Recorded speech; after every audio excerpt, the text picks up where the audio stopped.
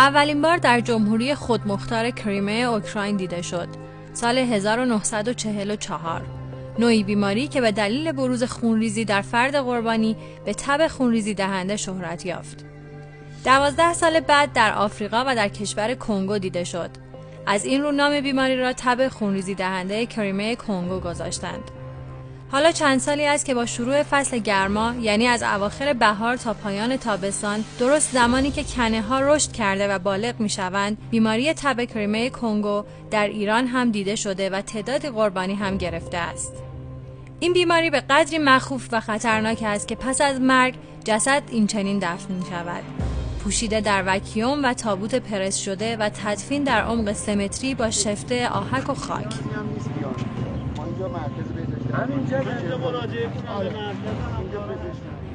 اما تب کریمه کنگو چگونه شیوع پیدا می کند؟ عامل اصلی انتقال بیماری این حشره است، کنه هیالوما. گزیده شدن انسان توسط این کنه می تواند سرآغاز بیماری تب کریمه کنگو باشد. البته پیش از آن کنه باید مبتلا شده باشد. حتی له کردن کنه روی پوست هم می تواند باعث انتقال بیماری شود. عامل دیگر اما تماس با دام آلوده به این بیماری است. هرچند دام هم توسط این کنه آلوده می شود. چوپانها و کسانی که در کشتارگاه‌ها و مراکز توزیع و فروش گوشت فعالیت می کنند در دسته اول مبتلایان به بیماری تب کریمه کنگو هستند. تماس با خون آلوده حیوانات دام از قبیل گاو، گوسفند و بز و حتی سگ می تواند باعث انتقال بیماری شود. ذبح، قطعه کردن، تمیز کردن گوشت و جدا کردن پوست از گوشت می تواند منجر به شیوع بیماری شود. پرندگان به غیر از شترمرغ نمی توانند عامل انتقال بیماری باشند، اما جوندگان مثل موش، خرگوش و حتی جوجه تیغی می توانند باعث انتقال بیماری شوند. مصرف گوشت خام یا نیمپز حیوانات آلوده هم می تواند منجر به بروز بیماری شود. هر گونه تماس با خون و ترشحات بیمار مبتلا به تب کریمه کنگو و حتی استنشاق هوای آلوده اتاق او هم می تواند باعث سرایت بیماری شود. از این رو توصیه می شود تمامی لباسها و هر آنچه بیمار با آن تماس داشته سوزانده شود. اما این بیماری علائم پنهان و آشکاری دارد. بیماری در 2 مرحله شکل می گیرد. مرحله اول که از 1 تا 5 روز طول می کشد، شامل علائم پنهانی است که بی‌شباهت به برخی بیماری‌های دیگر نیست.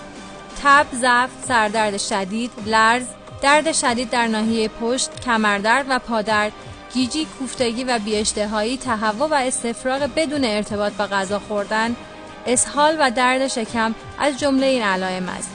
پزشکان میگویند اگر در این مرحله بیماری درست تشخیص داده شود به راحتی قابل درمان است. اما مرحله دوم، نشانه ها آشکار و البته مخوف هستند. این مرحله معمولاً از روز 3 یا 5 بیماری شروع و تا روز 10 هم ادامه دارد. علائم آن شامل انعقاد و لخته خونی در دستها و پاها، خونریزی از دهان، لثه‌ها، بینی، معده، روده و رحم است. آشکارترین نشانه لخته‌ها و انعقاد خونی در زیر پوست دست و پاست که در صورت مشاهده چنین پدیده‌ای در بدن باید به سرعت به پزشک مراجعه شود. داروی این بیماری یعنی ریباورین در ایران هست، اما این بیماری کشنده است و گاهی کمک به برخی بیمارانی که در شرایط حاد بیماری به سر میبرند بیفایده بوده است. تزریق خون و مصرف ویتامین ها به بیمار کمک میکند تا سلامتی خود را به دست بیاورند، اما بهترین راه درمان بیماری پیشگیری از آن است. به همین علت توصیه می شود تمام کسانی که به هر نحوی با دام سر و کار دارند مواظب کنه هیالوما باشند و هر نشانه ای از وجود این کنه مثل زخم روی بدن دام را جدی بگیرند. از سوی دیگر استفاده از دستکش، لباس مناسب کار و چکمه در کشتارگاه‌ها الزامی است. همچنین چاقوی آلوده به گوشت دام را به دهان نکنید.